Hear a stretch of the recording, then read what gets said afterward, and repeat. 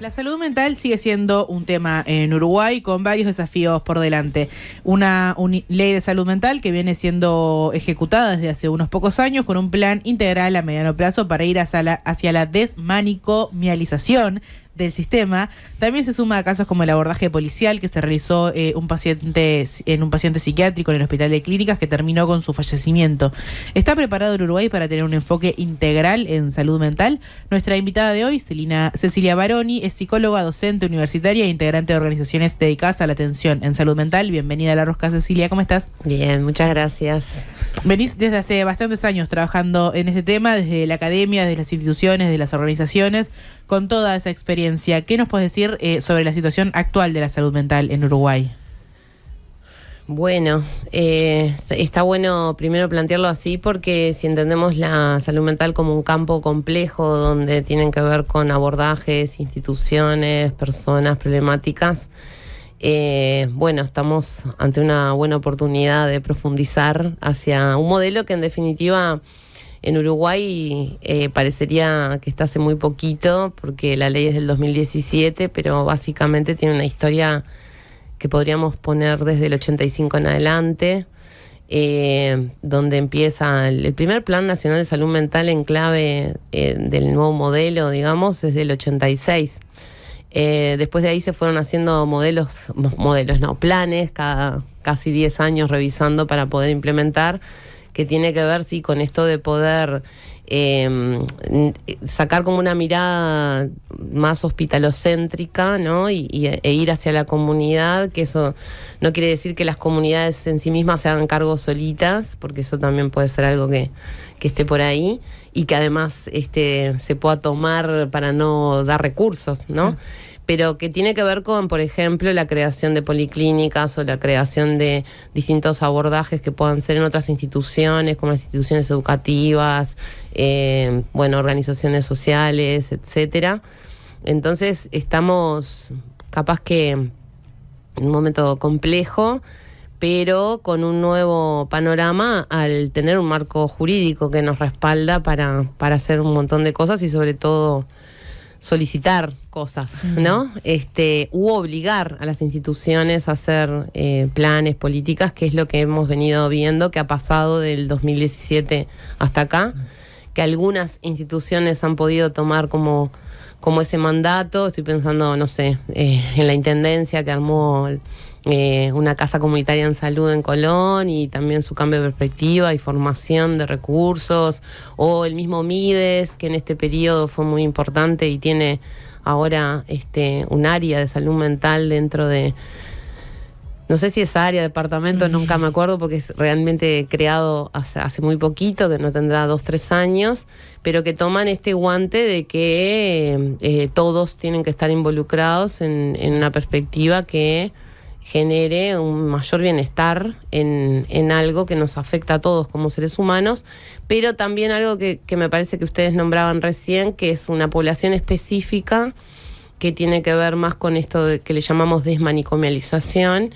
que son pocas personas. En este momento, por ejemplo, en el Vilar de Bo hay 300 camas, en algún momento histórico llegaron a haber 4.000, para que tengan idea. Cuando hablamos de desmanicomialización, también tiene que ver con ir reduciendo algunos abordajes que a lo largo de la historia también se ha comprobado que terminan siendo más, lo que llamamos en salud, más iatrogénicos que otra cosa, ¿no? Entonces, hay algunas políticas que capaz que en este término que sea como popularizado y que todos podemos pensar hoy, capaz que en este concepto, no nos podemos olvidar de algunas poblaciones como que son las más vulnerables, y que muchas veces en sus recorridos por quedar abandonadas o incomprendidas terminan como internadas y ese es su lugar, que al no tener presupuesto también se vuelve en lugares hostiles, ¿no? Entonces, bueno, tiene varias aristas la ley, pero creo que hay algo que sí, por lo menos nosotros nos agarramos mucho, y es poder haber dejado en letra una perspectiva que es la perspectiva de derechos humanos, que tiene que ver con la persona en el centro y también con cómo se la trata, porque en general es lo que cuando trabajamos con usuarios, que es el término que también pone la ley, para todos somos usuarios de salud mental. Me parece que eso es lo primero, que tenemos que poder empezar a democratizar para también hacernos cargo de que hay cambios que si nosotros no los llevamos adelante son muy difíciles, ¿no? Por ejemplo, el trato, o los tiempos de espera, o los abordajes. Entonces, la ley, que ya la invitamos a leer, porque en definitiva es una herramienta que todos tendríamos que poder tener para poder, sobre todo, ejercer nuestros derechos. La ley 19.529 está en internet, la pueden bichar, pero una de las cosas es, primero eso, que todos somos usuarios, y en ese abordaje tenemos derechos a la hora de necesitar ayuda, en este caso del Estado. Bueno, nosotros tenemos un sistema híbrido, ¿no? Público-privado. Claro. Pero en esto que decías recién, en algún momento hubo 4.000 camas, ahora hay 300. Decías que el criterio es un poco que, bueno, esas otras personas que pueden atender eso en otros, entiendo que es esa, que el criterio es que otras personas que se pueden atender en otros hospitales vayan a otros hospitales a atender la salud mental. ¿Y quiénes son esos 300 que hoy quedan? Los 300 que hoy quedan internados son personas o que no tienen lugar donde vivir, por lo tanto están viviendo en un hospital. El mismo problema que pueden tener hoy los niños del Pereira. Sí. O sea, tenemos un tema con atacar la pobreza, ¿no? Y también con... Ustedes traían hoy algo que es, además de patologizar algunos procesos, es judicializar también algunos procesos. Y que es bastante perverso, ¿no? Porque termina como dejando solo en un sector como la problemática y como que los demás no tenemos nada que ver. Entonces hay un tema que en general también decimos que si la salud mental es un derecho, la salud mental tiene que ver también con las necesidades básicas cubiertas, ¿no? Es muy difícil pensar en alguien que esté bien, no teniendo techo, no teniendo una buena alimentación, no pudiendo acceder, a educación o a cultura. Entonces, estas personas hoy también están siendo víctimas de un modelo que ya está perimido en el mundo, que tiene que ver con el aislamiento prolongado de las personas. Y en esto que ustedes dicen es importante porque a veces no sé por qué nos imaginamos, pero nos imaginamos como un tratamiento para pobres, ¿no? Y otro como para gente con más recursos económicos, que si hoy vamos a cualquier mutualista privada, uno va a la emergencia. O sea, ¿dónde va? A la emergencia de un hospital general. Y ahí espera el especialista, y el especialista te dice cuál es el tratamiento que vas a hacer, que no siempre es una internación. La internación es el último recurso en general, porque también implica un daño hacia aquel, salvo que esté con necesidad y sea como muy consciente, pero eso en general no nos pasa, uno no quiere estar internado, pero también por todo lo que genera, ¿no? Entonces, bueno, la internación es el último recurso y hay otros abordajes posibles, y en eso también hay que poder pensar en otra batería de recursos económicos que tendrían, nos da también el derecho a nosotros a elegir, ¿no? Cómo estar bien, porque no somos robots. Como hoy traían. Somos reborn. Claro, no somos adultos robots. Por ahora. No quiero decir eso. Pero en términos de acceso, Ceci, las personas usuarias de salud mental logran obtener atención psicológica o psiquiátrica fácilmente a través del sistema de salud. ¿Cómo es la situación? No, a ver, vamos a también ver que, bueno, primero que es un tema presupuestal y de concepción. Después que hay un daño que ha dejado la pandemia, es muy fuerte, no la pandemia en sí misma, sino las políticas que se llevan adelante a partir de la pandemia, que fue una retirada de muchos recursos, entre ellos, la mayoría, capaz que a todos nos pasa, pero hablas con cualquier vecino, si quiere acceder a un psiquiatra o a un psicólogo o a otros recursos de salud, son meses y meses de espera.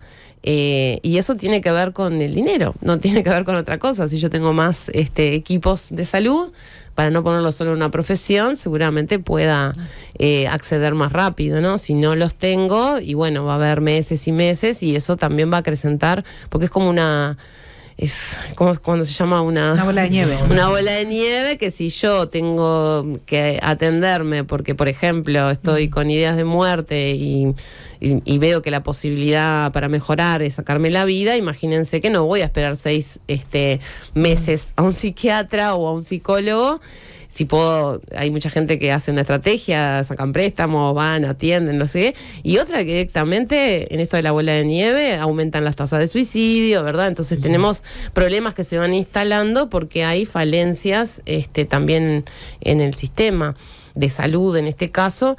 Pero además creo que también hay una concepción que tiene que ver con que todo le pedimos al sistema de salud. Y creo que también la ley de salud mental, una de las cosas que aporta es que esto tiene que ser un problema de todos.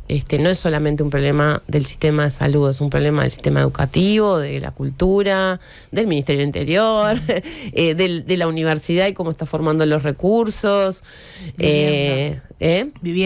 Vivienda, de las intendencias. Entonces, ha costado mucho. La ley de salud mental crea lo que se llama la comisión intersectorial, que no ha sido convocada en este periodo.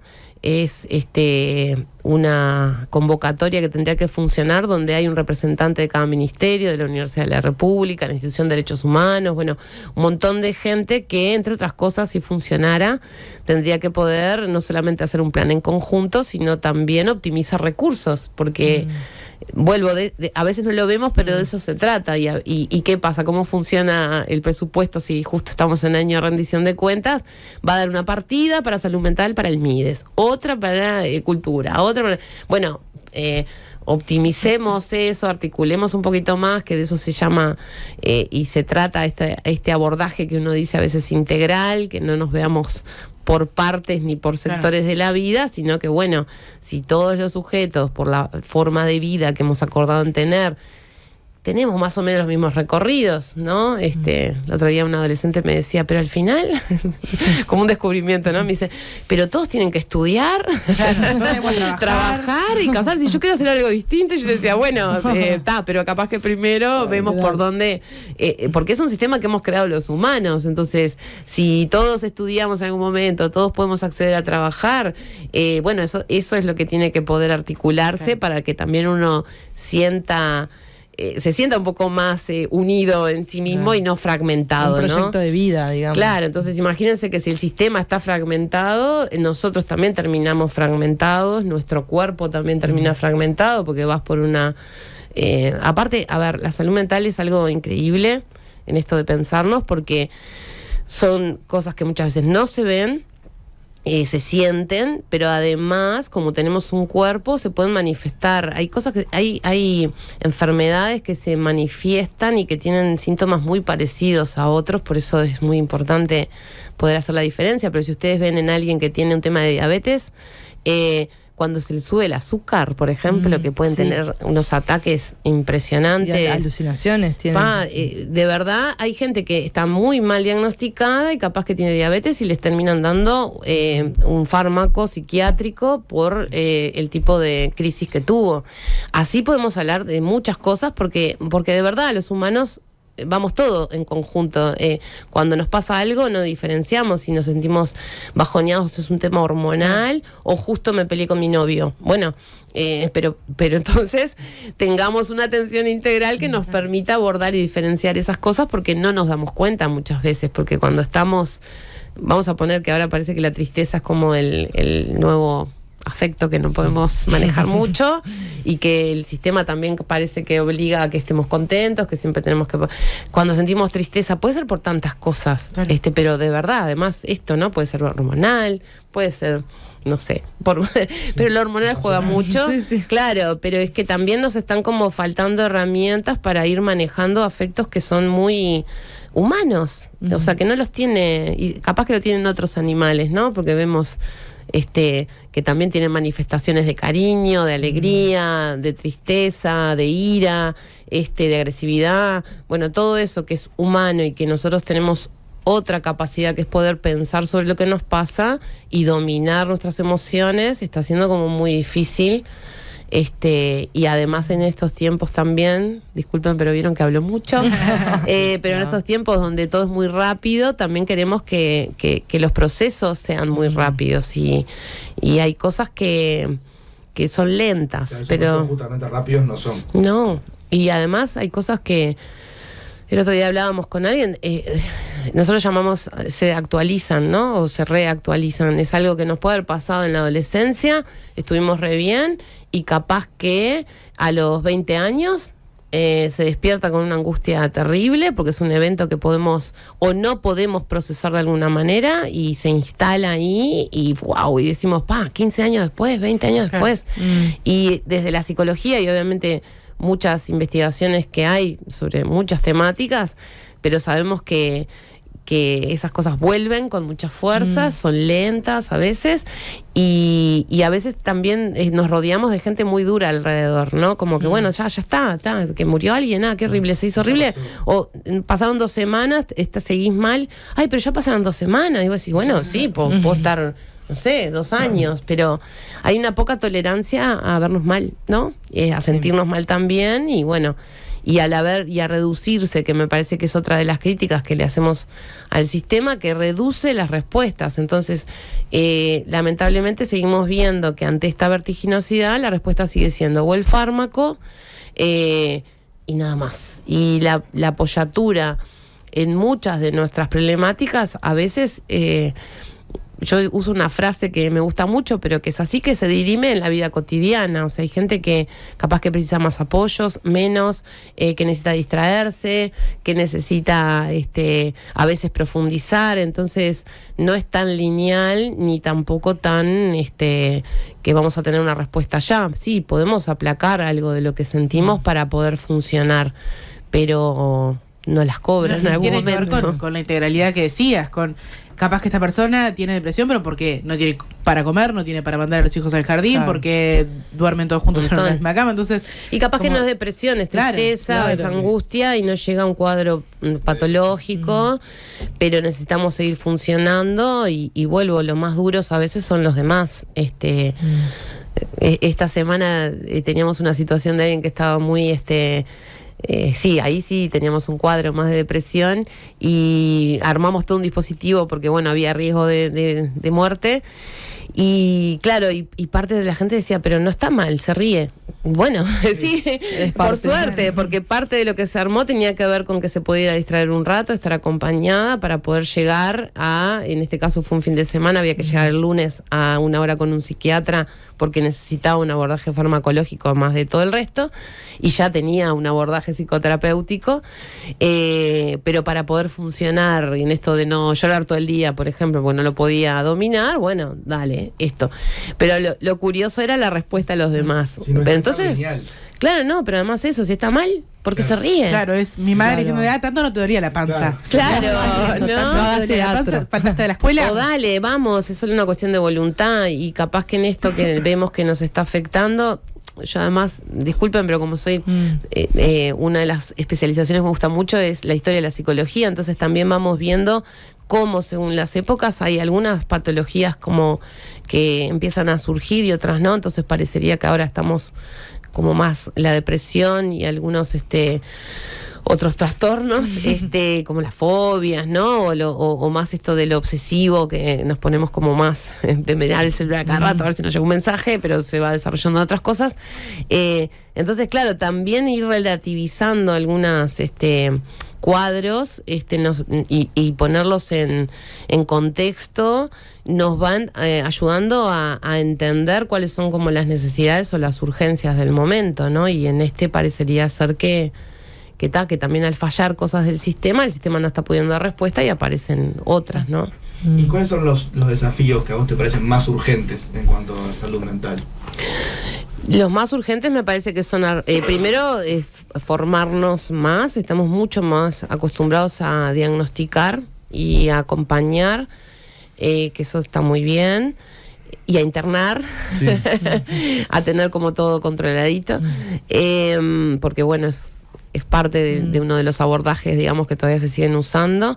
Entonces creo que tenemos que seguir apostando a armar equipos interdisciplinarios, que no quiere decir que actúen todos juntos al mismo tiempo, porque volviendo, por ejemplo, a esto que ustedes traían y que fue un poco la excusa para encontrarnos, que fue el episodio del asesinato en el Hospital de Clínicas, la persona podría haber sido perfectamente abordada si iba a ser de alta por un trabajador social, claro, o un equipo. O sea, al dejarte solo, en general, la soledad y nos enfrenta también a la poca respuesta a lo que me está haciendo sufrir, que bueno, por lo que supimos después, también es una persona que no tenía techo, seguramente no tenía respuesta, estaba dentro del fenómeno que llamamos puerta giratoria, que muchas veces tiene que ver con esto de pedir ayuda en una emergencia, volver a calle, ir a un refugio, extremos, ¿no?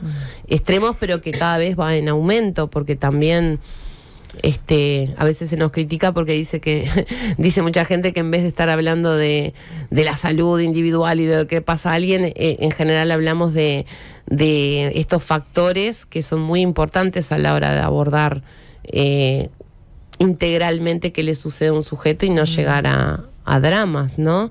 Como el caso del gurí en Durazno también. O sea, en realidad descompensaciones puede haber X por día, y sin embargo los abordajes dependerán también, no sé, no solamente de los recursos, porque imagínense, sino de la forma, ¿no?, en que se aborda, porque estos días también ha sido muy famoso el caso del Palacio Salvo. Sí, ayer hablamos de eso. Claro, pero el Palacio Salvo, ustedes solamente, si ven el despliegue policial, ¿no?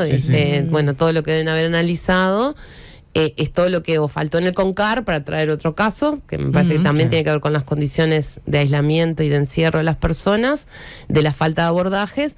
Pero bueno, para algunas cosas parece que tenemos muchos recursos, estamos bien formados, para otros hay excesos y también cansancio, porque me parece que hay algo ahí que tenemos que poder ver y que fue lo que quisimos transmitir en la manifestación que hicimos y en la carta al ministro del Interior, y es que hay una formación que nos falta, pero también un cuidado a los que cuidan. Y la policía nos cuida, o nos debería cuidar, no nos tiene que matar.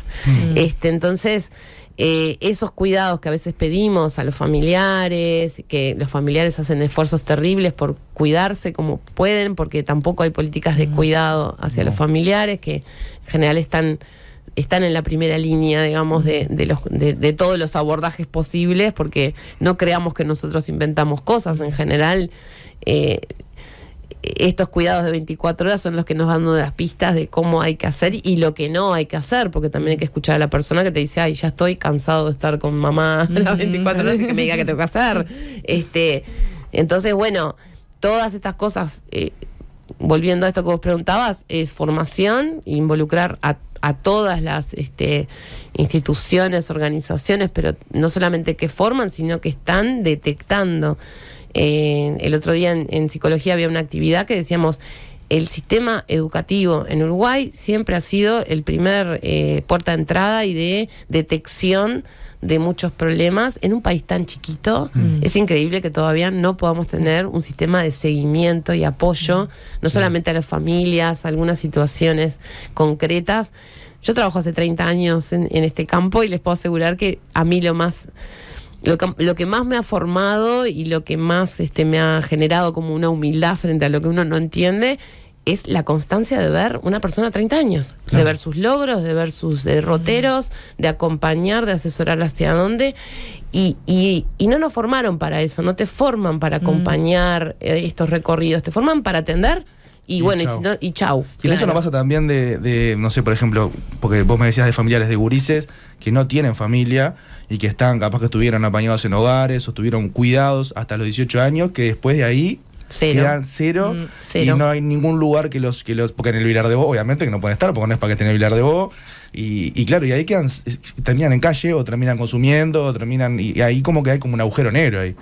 Hay un agujero negro que hay que reconocer que hay algunos lugarcitos, por ejemplo el Mides tiene algunas respuestas a estos gurises, pero estos gurises cumplen 18 y si no tienen, o sea, si son autónomos, si tienen algún proyecto, es nada, es esto que a ver, a cualquiera de nosotros adultos se nos hace muy complicado tener un alquiler, ¿no? Estudiar y trabajar al mismo tiempo. Hay algunos proyectos que acompañan. Hay algunos proyectos, pero no es una política de Estado. ¿Cómo acompañamos? Que ahí también es desinstitucionalizar, que también es importante. Nosotros cuando hablamos de desmanicomializar es para no invisibilizar que tenemos manicomios.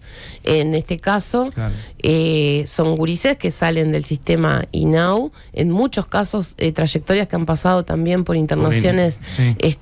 en las clínicas API, que han sido denunciadas y que muchas veces sigue siendo terrible los abordajes, y son gurises que salen dañados, en el sentido de maltratados, o sea que muchas veces tampoco tienen ni las fortalezas, o sea hay que casi empezar de cero para desarrollar algunas habilidades que permitan enfrentarse no solamente ya al desafío de la vida cotidiana, sino a esto, bueno, cómo pedís un trabajo, cómo te sostenés, por ejemplo, en un aula, en secundaria, y sostenés todo lo que implica el sistema educativo, que en general nos están evaluando estudiantes, ¿no? Estamos estudiando, evaluando, etcétera.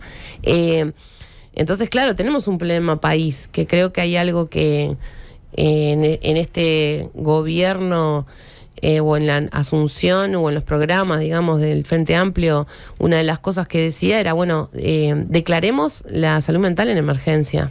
Bueno, declaremos, pero no solamente hay que declararla, sino que tenemos que hacer toda esta revisión de cuáles son los posibles apoyos y trayectorias que llevan a un sujeto a enloquecer, además, porque también me parece que es eso, tenemos que empezar a hablar un poquito más de las locuras cotidianas y de cómo el propio sistema que los humanos generamos termina enloqueciéndonos.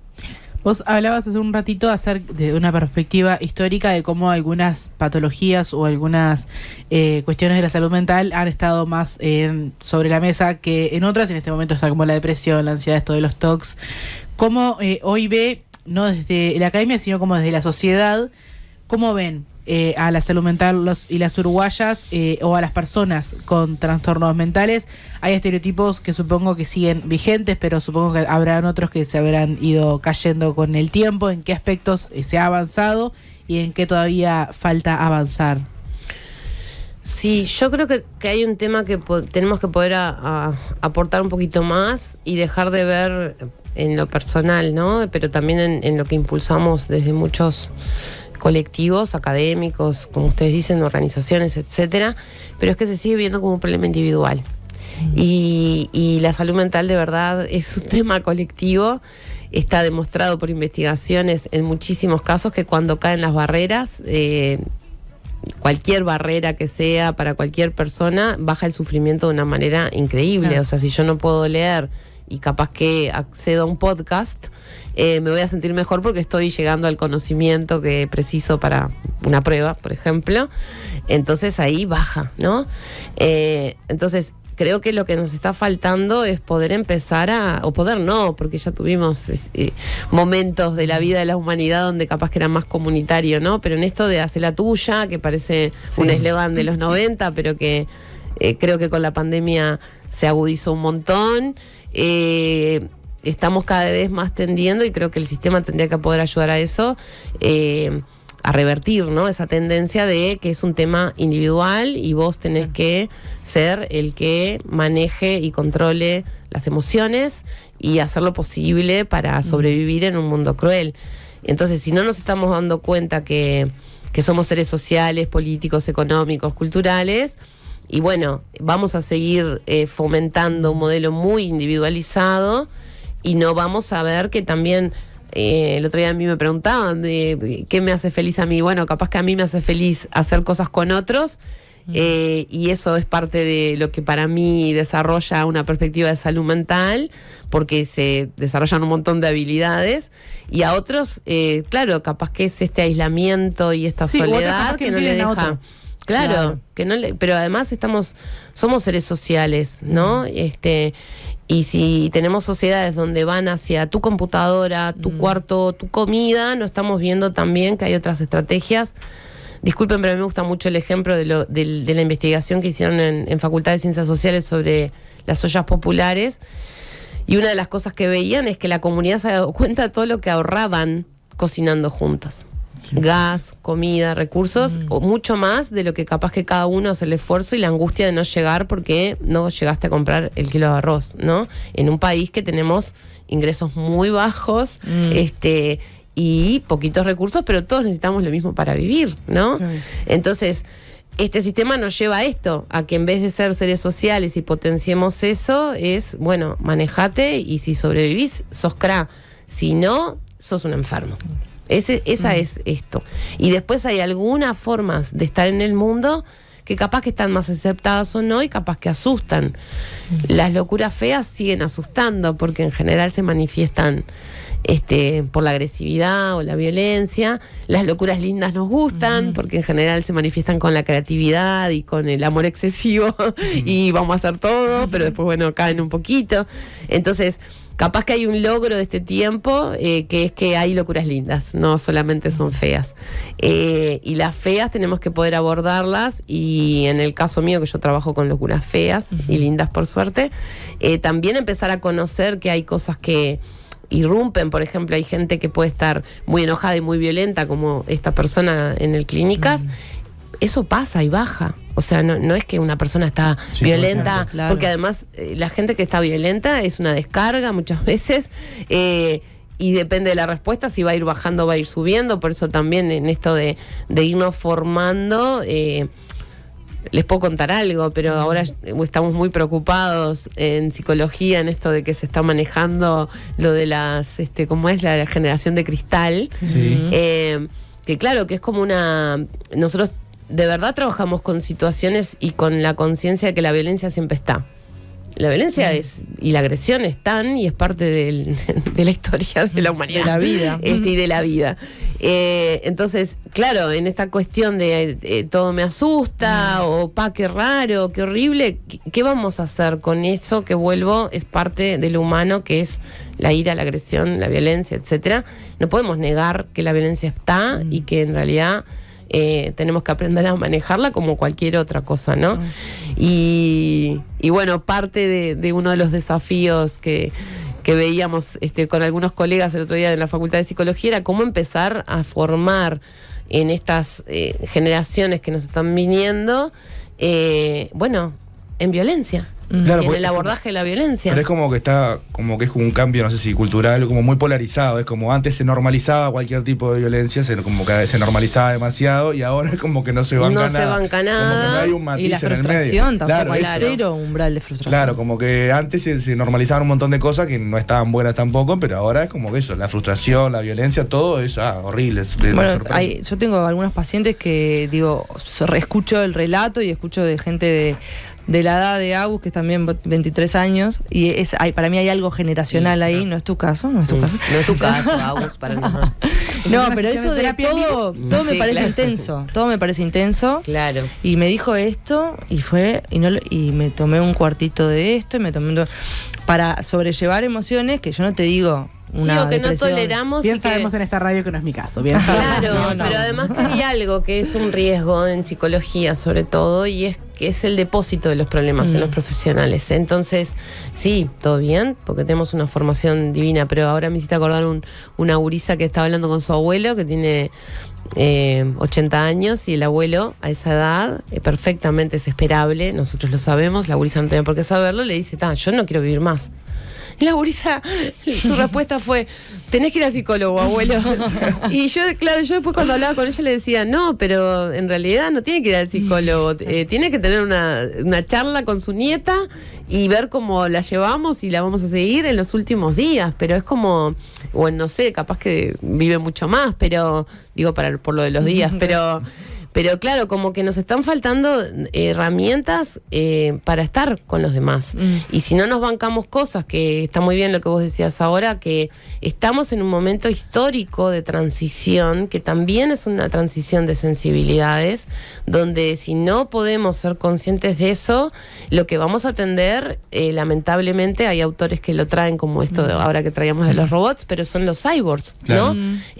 O a relaciones que mediadas por un artefacto que hay gente que no está tolerando ni siquiera que lo abracen, ¿no?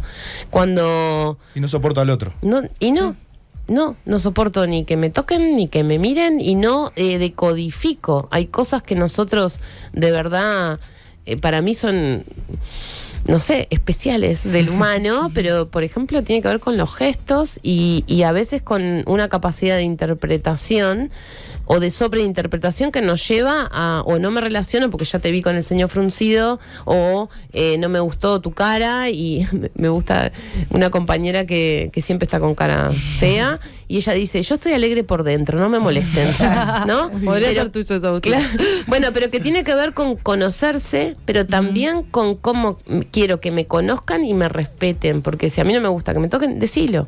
Si a mí no me gusta estar en un lugar o me siento cómoda.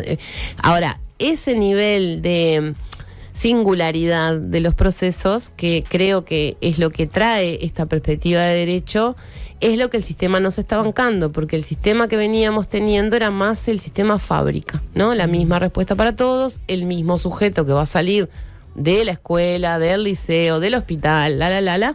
Entonces, cuando entramos en una perspectiva de derechos, que también a veces se confunde que es derechos, pero que tiene que ver con esta también aceptación de la diversidad y por lo tanto de un tratamiento capaz que especial, no el tratamiento psicológico ni de otro tipo, pero un tratamiento sí, de como trato. si dijéramos de trato, que haga que también nos podamos sentir cómodos donde estemos e incluidos. Eso es muy importante para trabajar todas las habilidades sociales que nos implica otro ser humano, que es un mundo, ¿no?